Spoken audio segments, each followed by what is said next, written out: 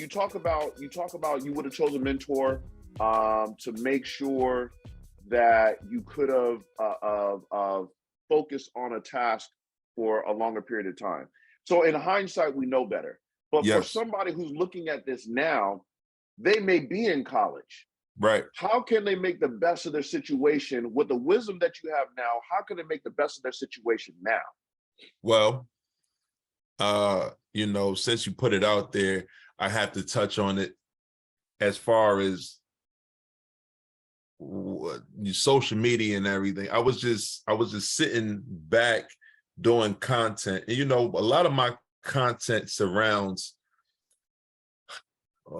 I would say we call them plays, but it really surrounds methods on how you can grow or build wealth, right? That's what most of my content is on. But I also realized that many of us, even with instruction, we still need a level of motivation. So if you see my content start changing a little bit more, and I'm being a little bit more on the motivational side than just, hey, this is ABC, this is what you should be doing. Correct. This is why, because I've seen it even within my own group, right?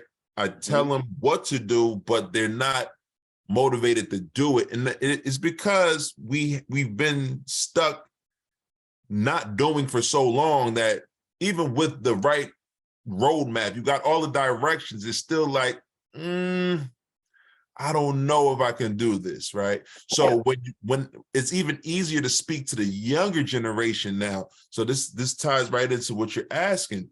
If you're in college, late teens, early 20s, this is the best time to focus. Focus on a task, focus on a certain thing, right? Because as soon as you get into those latter 20s, early 30s, it's like you have so much responsibility. You have children, you have to worry about mortgages, you have to worry about rent, you have to worry about so much. Now, the distractions of the world stop you from achieving those goals. And then you never actually meet those goals or reach those goals that you once set back when you were in your teens, because you always was told you have time to reach them.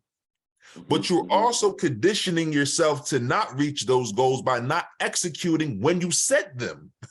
You understand? So if you're in those ages now, you need to say, all right, I'm going to buckle down. I'm going to say, if the goal is to be, in real estate, well, I need to learn everything I need to learn now about real estate and start doing it now. So when I do meet those ages of 30s and 40s, I don't have to work. A lot of us are just learning what to do now.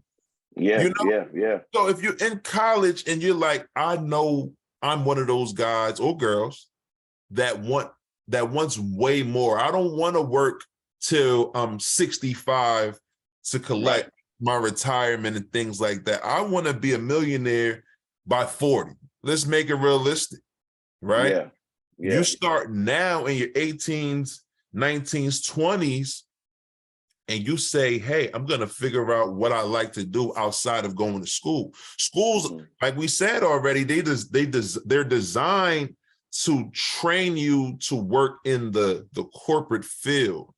But you also have to find something that makes you excited to wake up, right? And 100%. For me, it's consulting with people, talking with people, figuring out how to, manage their issues and turn their lemons into lemonade. That's my thing. I like that. Generally, I genuinely like to speak to people. So, consulting only makes sense for me, especially because I niche it down and I'm talking about a specific thing that I have experience in. So for that college student, you have to figure out what it is that you like.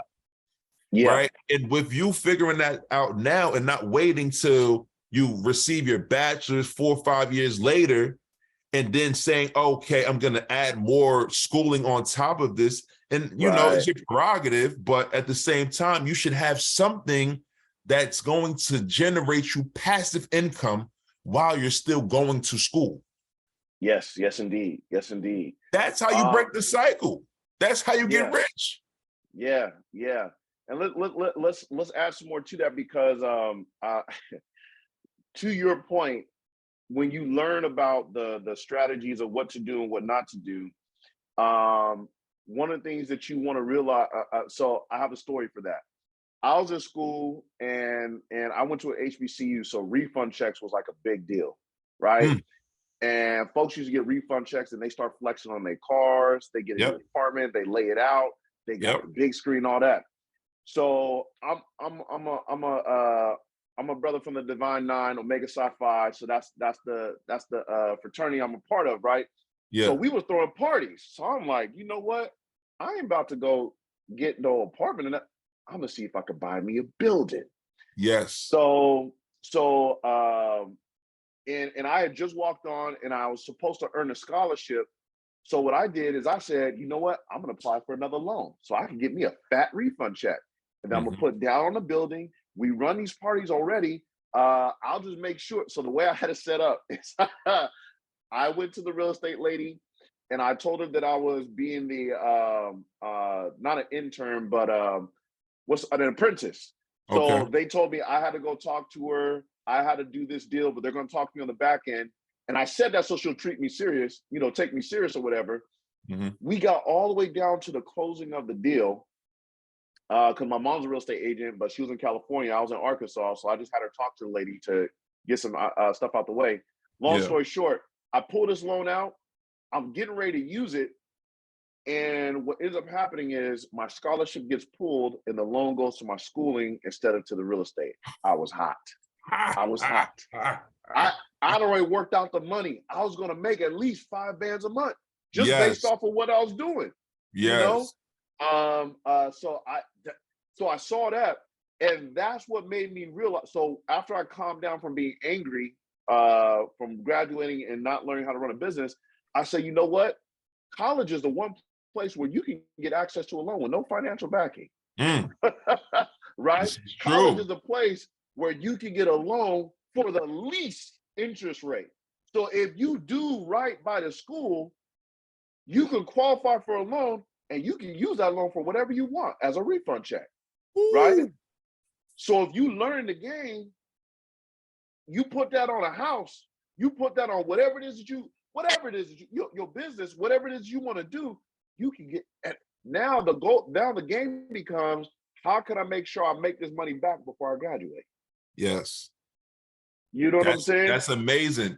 You know, I was speaking at my guy Punch's event the other day in the city, and I said the same story, but I was saving my refund checks not to purchase a building because I had no sight. I couldn't foresee anything. I didn't know what to invest in. And that's why I said getting a mentor is very essential to a young adult. Yeah.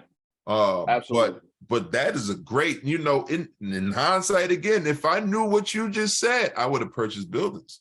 Absolutely. And the only reason why I was aware of it, because we threw parties all the time. Yep. And the biggest problem for the parties was we could never find a building because no one ever wanted to work with the young college kids. Oh, I had it set up. Bro, I wrote it out. I said, okay, I'm going to be the person that negotiates with the building. It was a 2-story. Nah, we ain't going to get into it because of it. But my point is, I was going to be the front man to negotiate with all the fraternities to get access to the building, or whoever wanted to throw a party, and we was going to make bank. Absolutely. So anyway, so my point is I failed though, because I didn't have a mentor. I didn't talk to somebody. I didn't know the ins and outs of what could possibly happen. And to your point.